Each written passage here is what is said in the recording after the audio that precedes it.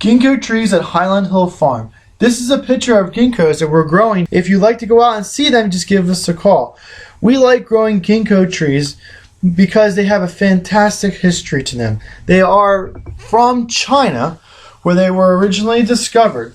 They are a gymnosperm tree that is a deciduous tree. It's one of the last ones that kind of looks like a broadleaf, but is not a true broadleaf because it's a monocot. Then after they were discovered in China, they were brought over to the United States and they found quite a number of niches. One is that it's a very exotic plant. There's lots of history. People do talk about it. Another use is that they are a very tough and sturdy plant. They can take street trees and areas where there's lots of people walking through it. They can take a lot of abuse and still keep on growing very nicely. One of the stories I was told was that the reason that the ginkgo can take such brutal environments is the fact that it's where it was growing in China. There was a lot of mice, and the mice over there in China, they like to gnaw on the wood, and they would go over and gnaw on the ginkgos growing over there naturally. And over many generations of them not constantly getting gnawed at, the tree has been able to grow through major injuries such as girdling of marks. At my school, there was a great big ginkgo tree. My school that I went to was Delaware Valley College. A deranged student got mad at this big ginkgo tree and one night took a big chainsaw and went around and girdled the entire tree. Well, if you girdle most of the trees in our area, like maples or oaks or cherries, birches, you pretty much killed the tree. So this great big tree, ginkgo tree, which just got girdled with a chainsaw, and the school flipped out. They're like, this massive, great big ginkgo tree must be saved. We're going to have to do something to save it. So the professors at school decided, oh, we can save it by making a bridge graft on it. A bridge graft is you take bark from one tree and you relocate it onto another tree. And they did a whole bunch of bridge grafting trying to save the tree. And to their dismay, all the bridge grafting that they all tried all failed. And they thought the tree was going to be lost.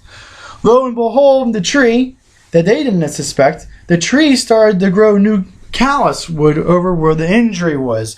And by itself, it fused and grafted itself back together. And all the staff and faculty were all so happy because the tree survived the chainsaw massacre and didn't get killed by the chainsaw. So it's a very resilient tree. Many places that you find ginkgo trees, and you should find ginkgo trees, is in street plantings.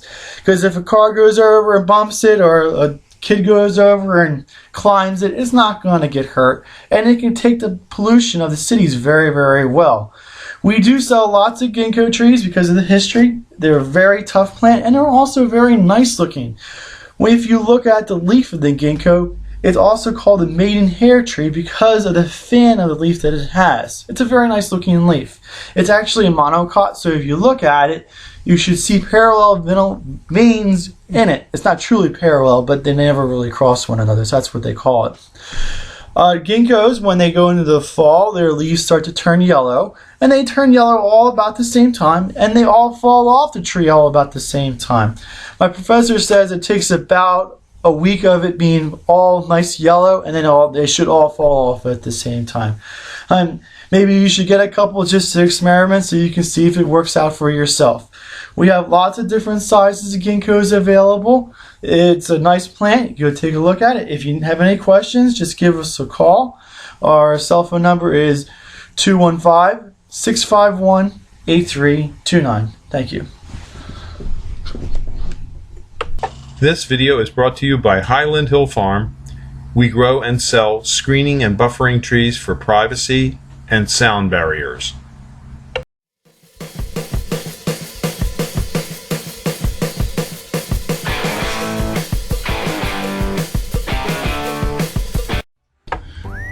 When you come to Highland Hill Farm, you're welcome to bring your dogs. They will be happy when they're free at Highland Hill Farm. You can bring your dogs when you're going to get Christmas trees, or if you're a hunter and you're hunting rabbits, bring your beagles and your podaringas and have fun hunting rabbits while you're at Highland Hill Farm. We enjoy you having fun when you're here at Highland Hill Farm, and we will keep a stock of ready supply of doggy treats. So don't worry, your dog will have fun at Highland Hill. He may get a little muddy, he may get a little dirty, but he will go home happy.